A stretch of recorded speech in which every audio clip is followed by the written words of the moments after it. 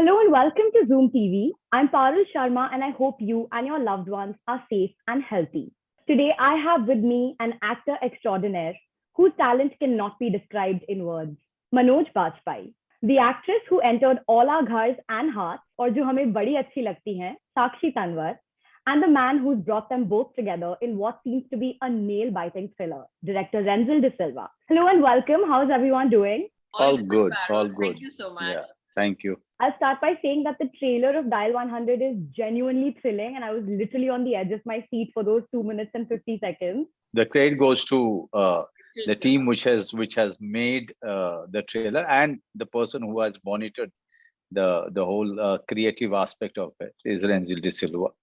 Absolutely. So, starting off right with him, Renzel, let me start Yeah. by asking you, how did the story of Dial 100 sort of come about? What was the seed of inception? It was a call 20 years ago that I had got from a writer late at night. I was in an agency, working in an agency at that time. I was a creative director, and he had wanted to meet me, and for some reason I couldn't.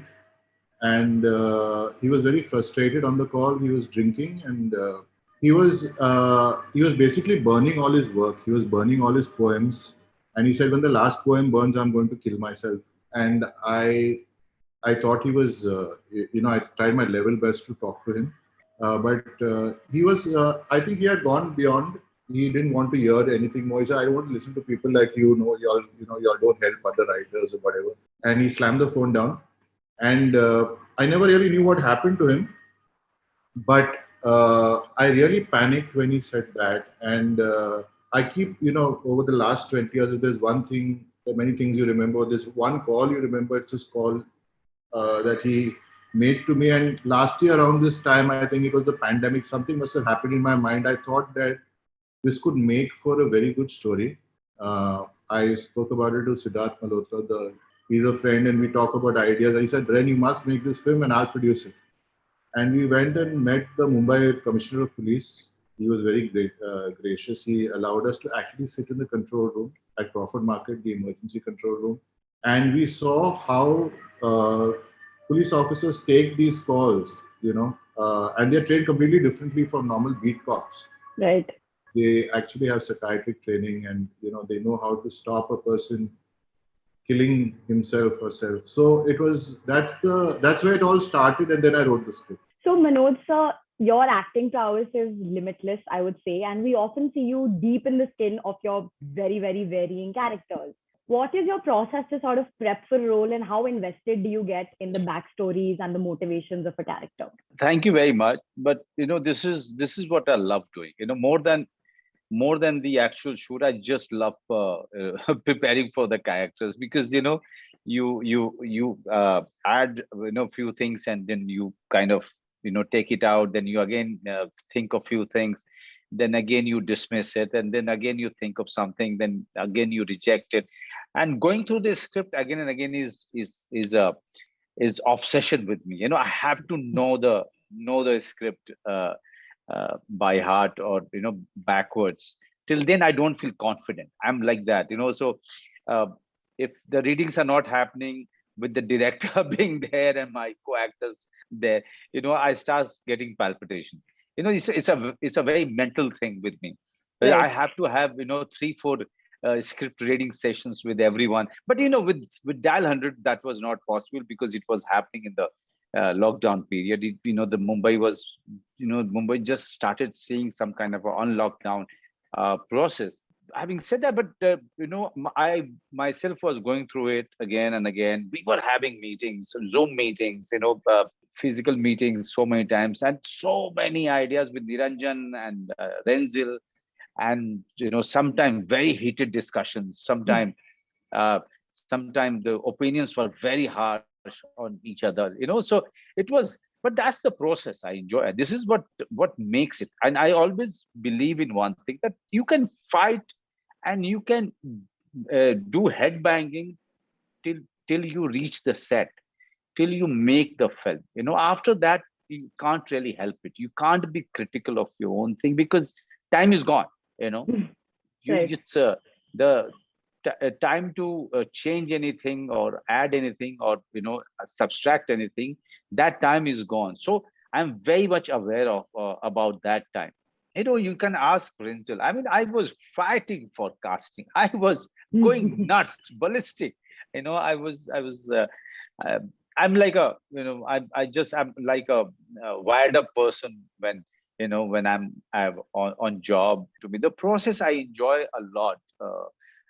With my directors and my co-actors, I just love that process of preparing for a role. So that sounds like, you sort of take the character home with you and keep it there. What impact do you think that has on your family members and the people around you? My wife is an actress. She knows that she made a mistake of marrying me, and that time is gone. That time is gone. Now everyone in the That house is time like, was gone. Now we have a 10.5-year-old daughter. Now we are all focused on. No, I mean, it's jokes apart. Yeah, the best thing about marrying somebody who's understanding enough of an actor, and she herself is an actor. At times she's completely taken aback. At times, when I was preparing for this film called Gully Gulliam, which was quite psychological, and the preparation became very intense, Renzel. And once I was crossing her in the same house, and you can see this gallery.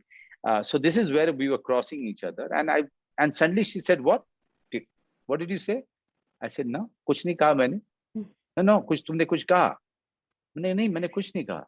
Then she said, "You're going nuts. You are going mad. Please, what is this? What role is this that you are preparing for? I see you talking to yourself."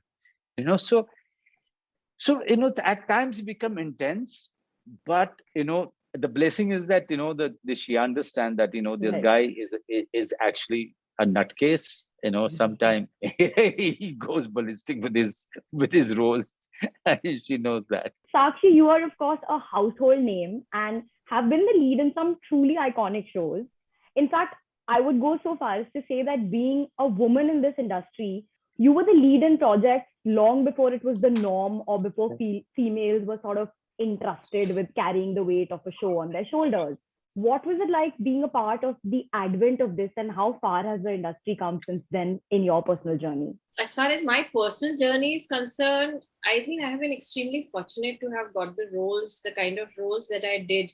I pretty much didn't choose them. They sort of just came on me, and I was lucky enough that they were also received very well by the audiences, and they were always so very kind and appreciative of the work I did. I had no idea what I was getting into. Honestly, whichever show it was, especially with the first one, I didn't even realize that, I in fact realized it once it was over after 8 years, that okay, 8 years from my life are just gone.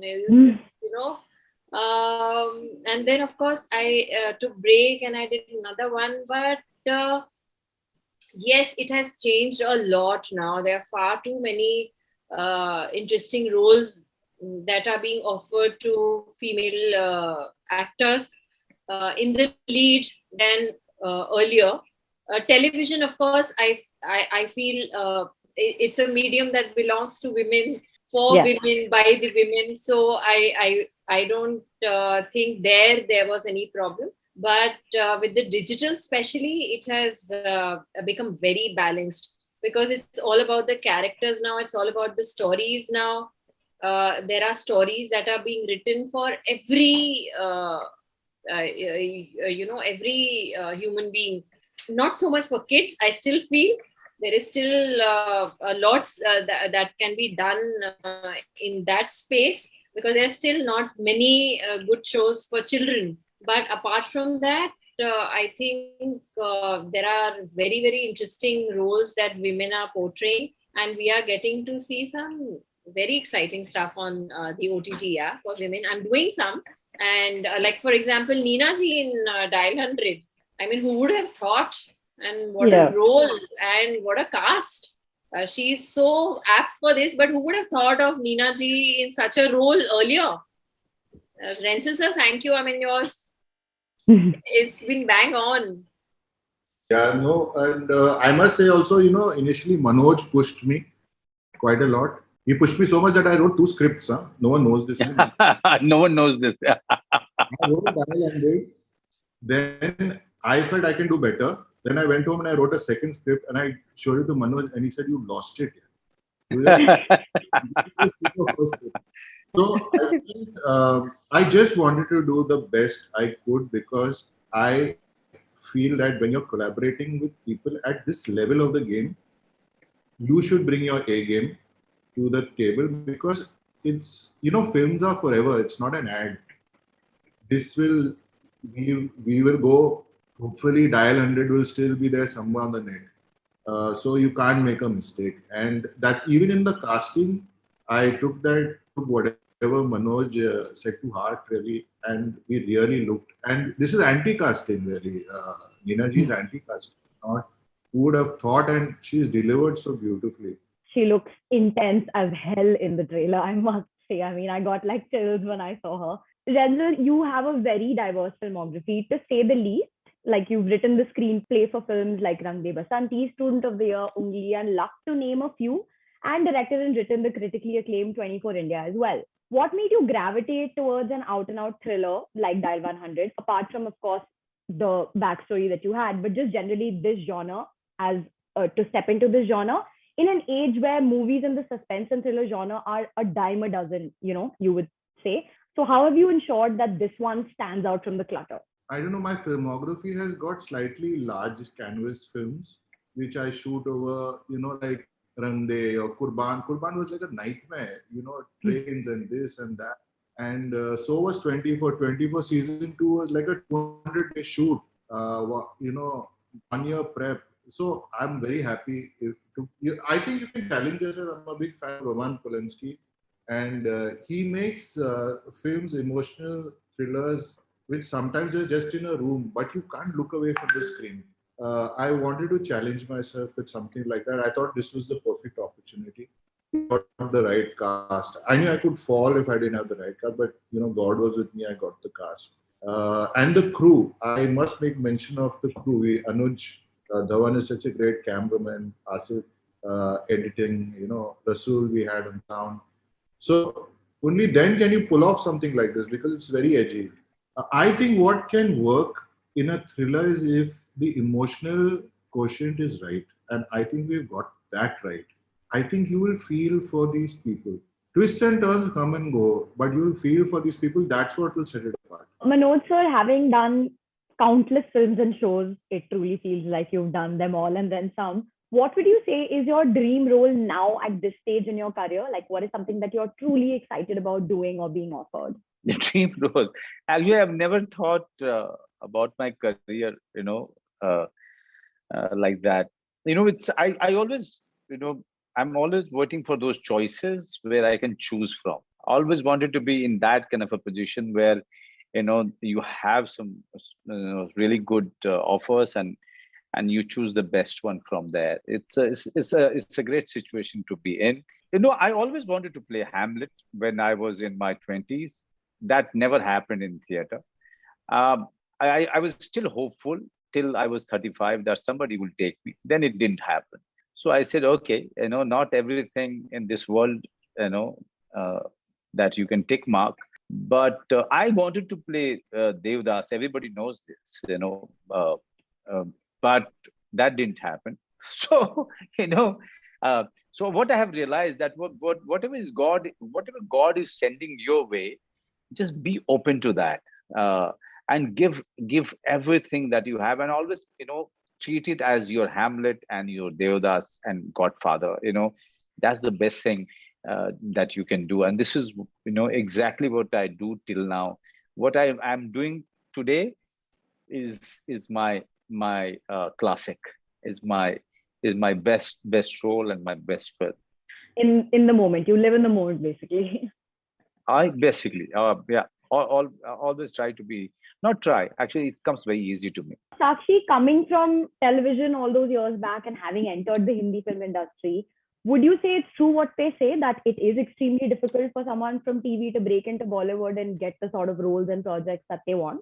Things have changed quite a lot now. The boundaries are blurring. They have blurred, in fact, to quite an extent. And with the digital, of course, the space is open to all now. Now it's all character based. so you suit a character and you are, taken for it. It's not like that you need only a film face or only a television face or only a theater face. It's more on the basis of the story and what the character demands, which is what makes it different. So there is work for everyone. And I'm glad that those boundaries, that you're a television actor or you're a film actor or you're a theater actor, are not so important anymore. An actor is an actor, and he or she should be given a fair chance, and should be chosen on the basis of merit, and not because he or she belongs to any certain medium, and not taken because he or she belongs to a certain medium. So I'm glad that that is the change that we all wanted to see, especially coming from television, because we always felt that we are not given that kind of the due. Yeah. And a lot goes into television. It's not easy at all. I mean, the kind of hours that we have put into for years after years after years, we are still looked down upon as television actors. So I'm glad that the digital medium is changing that, and every actor is getting her or his due, irrespective of the medium that he or she belongs to. Absolutely. No, I have actually spoken to a lot of actors who have dabbled in both television and films, and all of them are exactly of the same opinion that television, the kind of rigor that requires going into television and being a, kind of doing those many years and that continuity is actually It's very, not very easy. difficult. Absolutely. Yeah. So that's what I mean. Like back when, when you were making that switch, what were the struggles that at the time you felt that, were difficult to sort of overcome? At that time, no, it didn't feel like a struggle. At that time, we felt privileged that we were getting that kind of work, and we were, there was so much love and admiration and appreciation from the audiences that it didn't feel like that we are putting in so many hours. In fact, we were ready for more. And that's the reason why we could last that long. Like Kahani was on air for 8 years. Yeah. I don't think that kind of commitment is possible now. It was something else only. And what happy days that those were. I'm so happy that I have seen that and I'm seeing this and I'm part of both.